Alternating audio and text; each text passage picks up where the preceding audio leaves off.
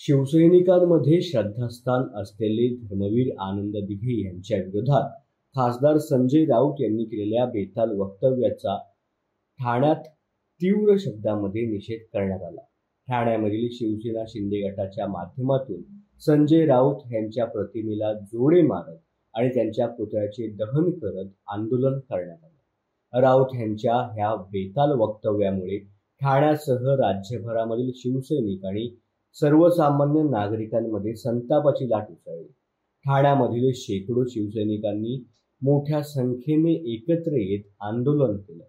या आंदोलनादरम्यान शिवसैनिकांनी संजय राऊत यांच्या प्रतिमेला जोडे मारत आपला राग व्यक्त केला, तर त्यांच्या पुतळ्याचे दहन देखील करण्यात आले।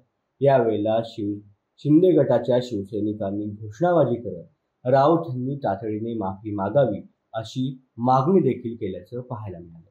गुरुवर्य धर्मवीर आनंद दिघे साहेब आणि हृदय सम्राट शिवसेना प्रमुख बाळासाहेब ठाकरे यांचं नातं काय होतं हे 10 ठिकाणी घरकाम करणाऱ्या संजय राऊतला कधीच कळू शकत नाही।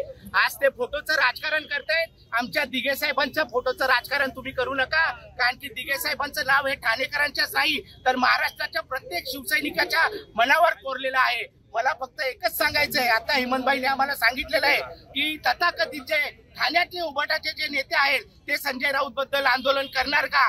अरे तुमची लायकी आहे का? तुम्ही दिघे साहेबांवर प्रश्न विचारता? अरे रोज आनंद आश्रमामध्ये येणाऱ्या चपलांचा ढीग बघा। आज जे तळागाळातल्या महाराष्ट्रातून जे प्रश्न सोडवायला येतात ते फक्त दिघे साहेबांच्या आणि आमच्या शिंदे साहेबांच्या नावांमुळे इकडे येतात। त्यामुळे तुम्ही दिघे साहेबांचं नाव हे फक्त राजकारणासाठी वापरू नका। आणि पुन्हा एकदा जाणीवपूर्वक मी बोलतोय, बाळासाहेबांचं आणि दिघे साहेबांचं जे नातं होतं संजय राऊतला कधीही कळू शकत नाही। तो 10 ठिकाणी गरगडी म्हणून काम करतो, शिवसेनेमध्ये फूट पाडण्याचं काम त्याने केलेलं आहे। त्यामुळे अशा माणसाला येणाऱ्या काळामध्ये ठाण्यामध्ये घुसू देणार नाही आणि जर तो आला तर त्याच्या तोंडाला युवा सेनेमार्फत काळं पास देतील, हे आव्हान आम्ही संजय राऊतला करत आहोत। संजय राऊतांनी गांजा पिऊन जे धर्मवीर गुरुवर्य धर्मवीर आनंद दिघे साहेबांबद्दल जे व्यक्त केलेलं आहे त्याचा आम्ही इथे टेंबी नाक्यावर सर्व पदाधिकारी जाहीर निषेध त्यांचा केलेला आहे। संजय राऊतांना दिघे साहेबांबद्दल बोलायचा काही नैतिक अधिकार नाहीये।